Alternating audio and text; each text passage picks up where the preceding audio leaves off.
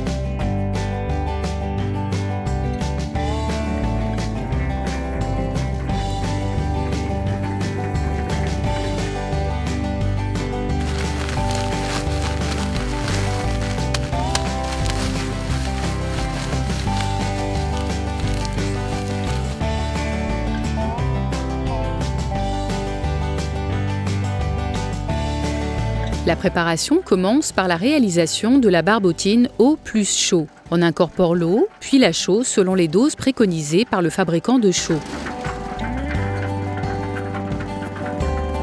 Le chanvre sec est ensuite ajouté, toujours selon ses préconisations.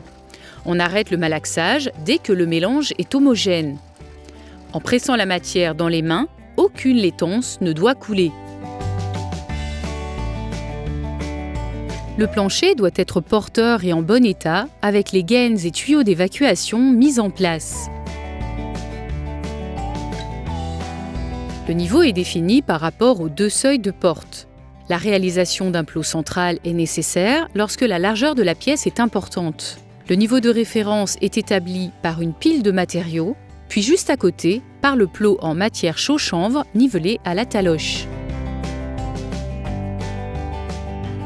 Les côtés sont biseautés pour faciliter ensuite l'adhérence avec le béton chaux chanvre qui sera disposé autour et pour éviter les fissures au séchage. À partir du plot central de niveau, un lit périphérique de matière est mis en place sur environ 30-40 cm de largeur. La matière est d'abord déversée, puis elle est poussée contre le mur et les coins. La taloche permet de niveler et lisser pour se rapprocher du niveau de référence.